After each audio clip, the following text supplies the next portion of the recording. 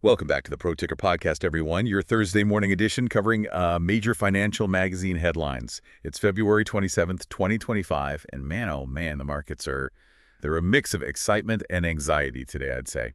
We've got a stack of articles here, hot off the press from Bloomberg MarketWatch, CNBC, The Wall Street Journal, and there's some fascinating developments we need to unpack. Indeed, there's a lot to digest today, from AI's continued surge to the return of student loan payments, and even a surprising CEO departure. What's really interesting to me is how these seemingly disparate stories actually all paint a broader picture of the economic forces at play right now. Let's dive right in then, starting with the AI juggernaut NVIDIA. Yeah. Their latest earnings report from Bloomberg has everyone talking sales are booming, especially for their new Blackwell AI chip, which raked in a staggering $11 billion in its first quarter. But there are also whispers of concern about rising costs and potential slowdowns in data center spending. Yeah, it's a classic case of exuberance meeting reality. NVIDIA's success is undeniable, but it's attracting fierce competition. CNBC highlights a Chinese startup DeepSeek claiming to train advanced AI models for a fraction of the cost. If they can deliver on that, it could disrupt NVIDIA's dominance and reshape the entire AI landscape.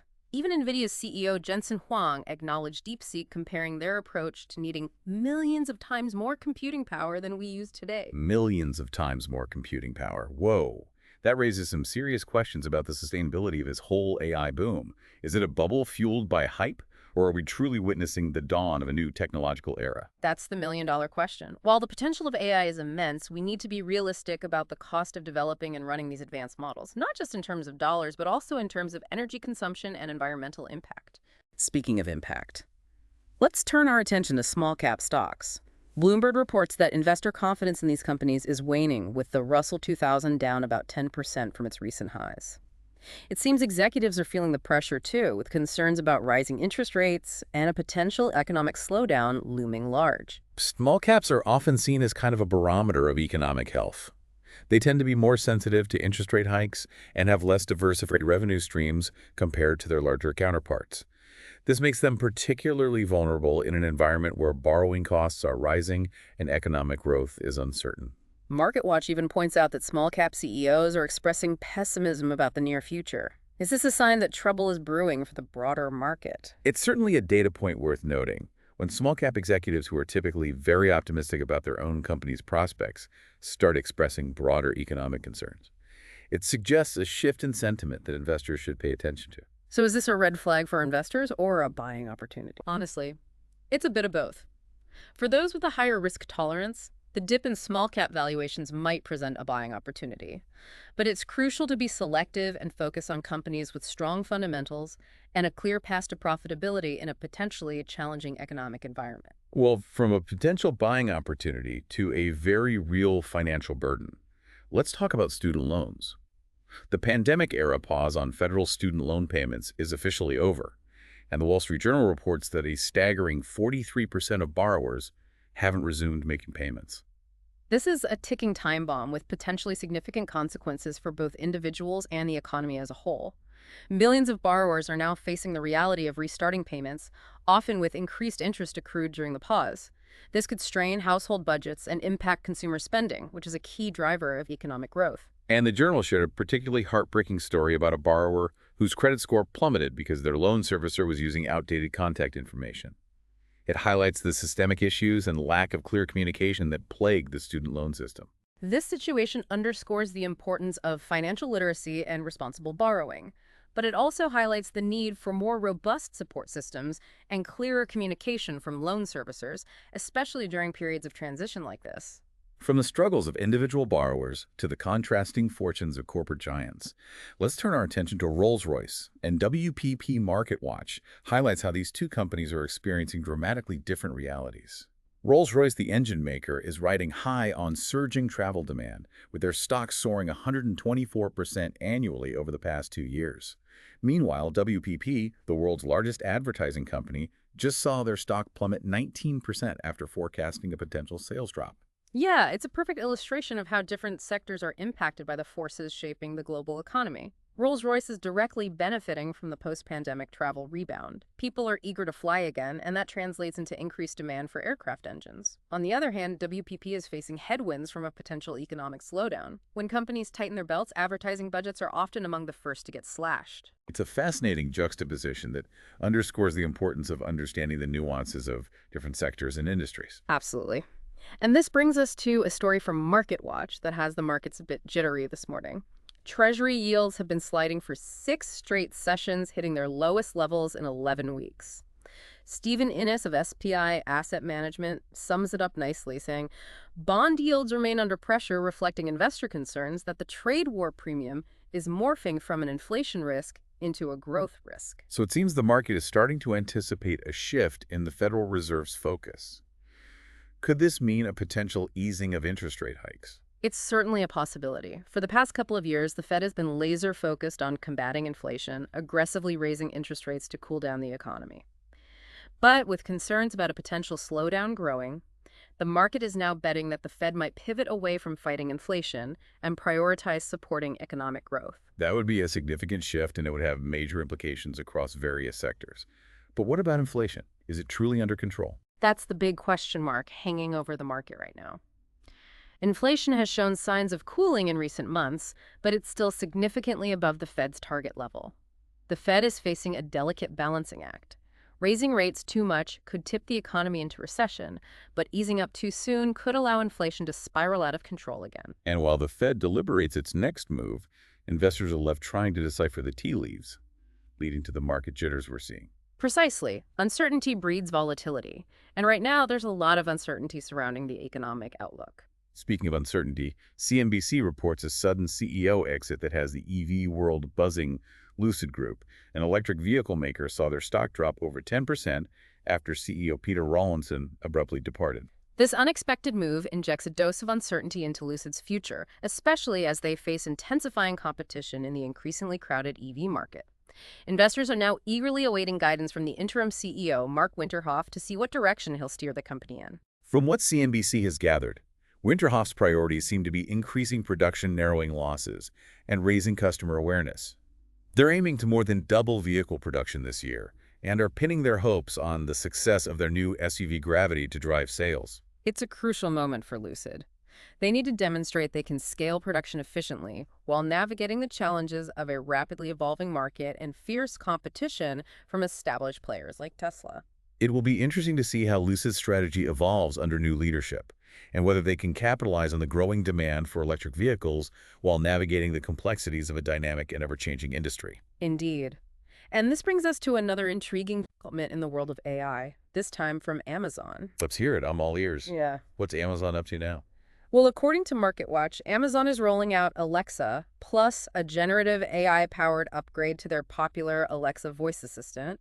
It boasts some impressive capabilities performing tasks like making travel arrangements, planning date nights, seamlessly integrating with Prime Video content, and even monitoring what's happening around your home. That sounds incredibly convenient, but it also raises some concerns about privacy and data security. After all, for Alexa Plus to perform these tasks, it needs access to a lot of personal information. You raise a valid point. As AI-powered assistants become more integrated into our lives, we need to have serious conversations about data privacy, security, and the potential for misuse. It's a critical aspect of this technological advancement that shouldn't be overlooked. Absolutely. It seems like with every exciting new development, there's a shadow side that requires careful consideration. Indeed. And this brings us to a bit of a market mystery that has investors scratching their heads. JP Morgan is pointing to a new culprit behind the recent bond market rally, momentum investors. Momentum investors. Are we talking about those who chase trends rather than focusing on fundamentals? Precisely. JP Morgan believes these momentum investors, specifically commodity trading advisors or CTAs, have played a significant role in pushing bond yields lower. What's interesting is that they believe these CTAs could potentially push yields down even further before hitting levels where they might start taking profits. So are you saying that short-term market movements might be driven more by the whims of these momentum traders than by underlying economic fundamentals? In some cases, yes. And this highlights how market psychology and trading dynamics can sometimes exert a greater influence on prices in the short term than the actual economic realities. It's a fascinating and somewhat unsettling thought. Who's really in control here? The algorithms, the traders, or the economic forces? It's a complex interplay of all these factors, and sometimes it can feel like the market has a mind of its own. But that's what makes it so intriguing, isn't it? Indeed. Well, we've covered a lot of ground in this first segment, from AI advancements and market jitters to the contrasting fortunes of companies and the ongoing challenges facing student loan borrowers. It's been a whirlwind tour of the financial landscape, highlighting the dynamism and interconnectedness of the global economy. We'll take a quick break here, but stay tuned because when we come back, we'll delve even deeper into some of these stories and uncover more insights from today's headlines. Now that we've set the stage, let's zoom in on a few stories that highlight the global nature of these financial trends. You're right, it's not just a U.S. story. Bloomberg has this report on Shanshan Group, a major Chinese battery maker entering court-led restructuring to tackle a mountain of debt. And this comes on the heels of other Chinese-listed companies taking similar measures. What's striking here is that Shanshan operates in the lithium-ion battery sector, an industry that's expected to boom with the rise of electric vehicles and renewable energy. Yet even they are facing immense financial strain. This speaks to the broader headwinds impacting the Chinese economy, which are rippling outward. So we're seeing pessimism in the U.S. with those small-cap CEOs, and now this news from China. Is this a sign that the global growth engine is sputtering? It's certainly a yellow flag. While some sectors like travel are rebounding strongly, as evidenced by Rolls-Royce's success, others are clearly struggling. The situation with Shanshan suggests that even companies positioned in high-growth industries aren't immune to these broader economic pressures. Okay, let's shift gears to a story that's generating a lot of buzz this time from CNBC. It seems Jeff Bezos has made a bold, some might say controversial move with the Washington Post. He's declared that the opinion pages will now be dedicated solely to supporting personal liberties and free markets, explicitly stating that opposing viewpoints will no longer be published. This decision has sparked a firestorm of debate. On one hand, some applaud Bezos for taking a clear stance, but on the other, critics argue that this undermines the principles of a free press and editorial independence. Former Post editor Marty Baron even called it disgusting and a massive encroachment.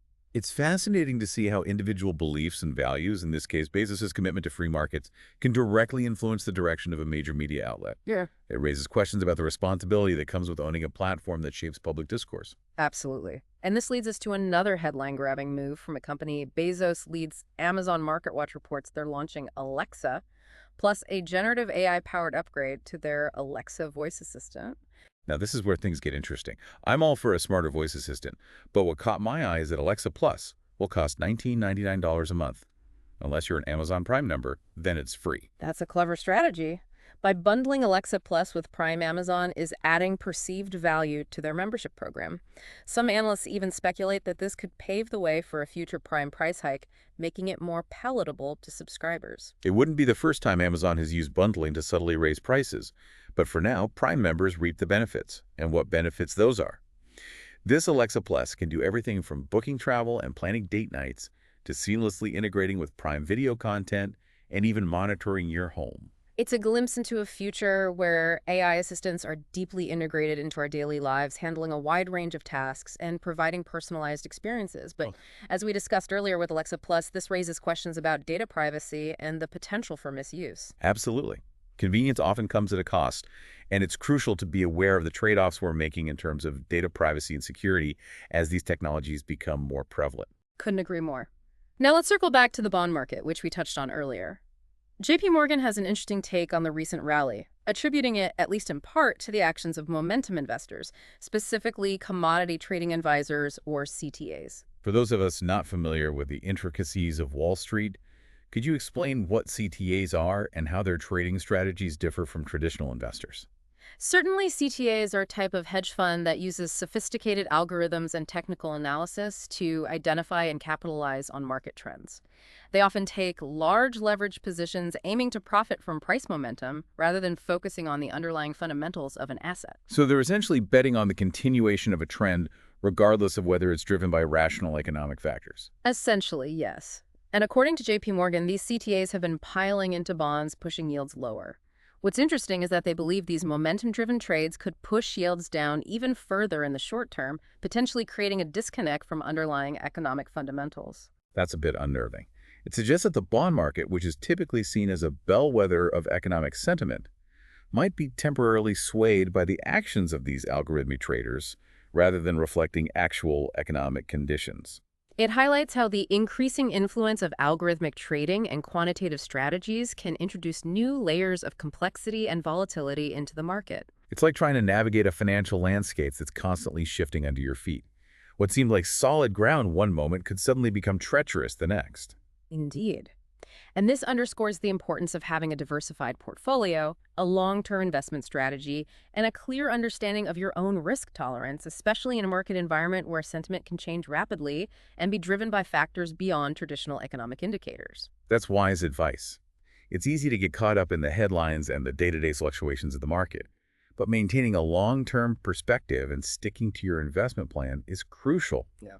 Now let's delve into a story that shines a light on another corner of the market experiencing significant growth, the data software sector. This is a sector that's been quietly booming in the background, and MarketWatch highlights a company that's riding this wave exceptionally well: Snowflake.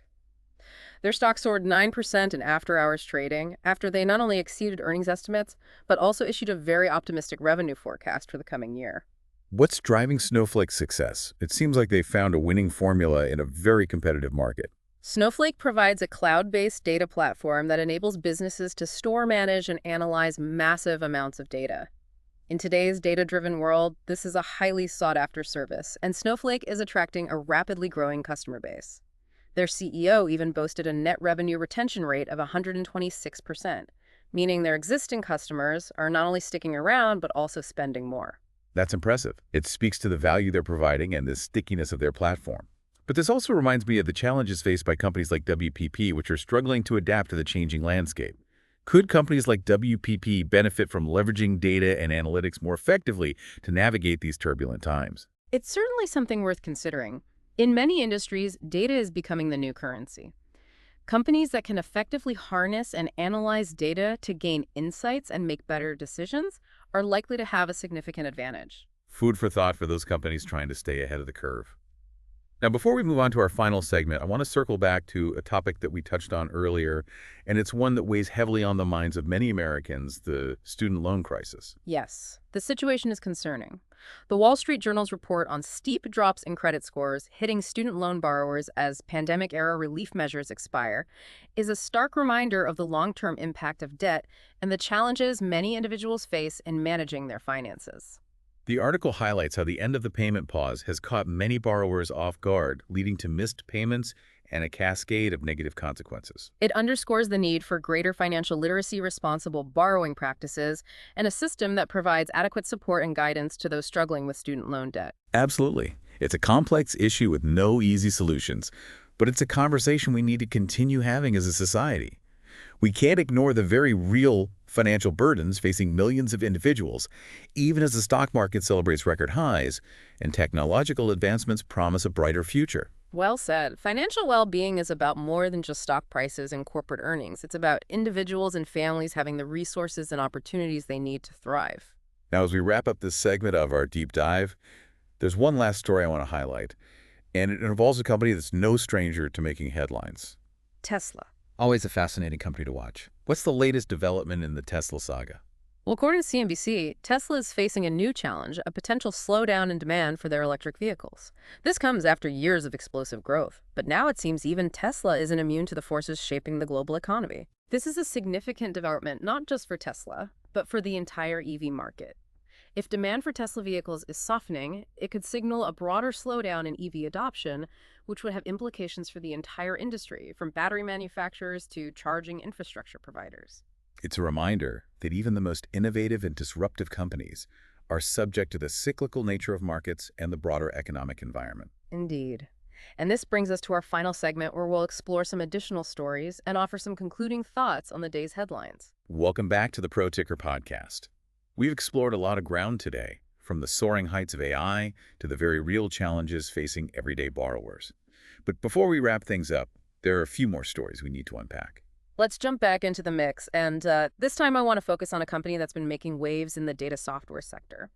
MarketWatch has this report on Snowflake, a company that's seen its stock surge nearly 9% in after-hours trading. And it's all thanks to their stellar earnings report and optimistic outlook for the coming year. Snowflake, you say. Now, their business model is fascinating. They provide a cloud-based data platform, essentially helping businesses make sense of the mountains of data they generate. It seems like they've really tapped into a critical need in today's data-driven world. Absolutely. Their CEO highlighted a key metric in their earnings called their net revenue retention rate stands at a whopping 126%. This means that their existing customers are not only sticking around, they're actually spending more. That's a testament to the value Snowflake is delivering. That's impressive. It makes you wonder if some of the companies we discussed earlier, like WPP, who are grappling with changing market dynamics, Mm. could benefit from a similar data-driven approach. Could leveraging data analytics be the key to navigating these uncertain times? It's certainly a compelling thought. In an era where data is the new currency, companies that can harness its power to gain insights and make informed decisions will have a distinct advantage. Food for thought indeed. Now, before we wrap up our deep dive into the financial headlines, I want to bring our attention back to a topic we touched on earlier, and it's one that weighs heavily on the minds of many Americans. You're referring to the student loan situation, I presume.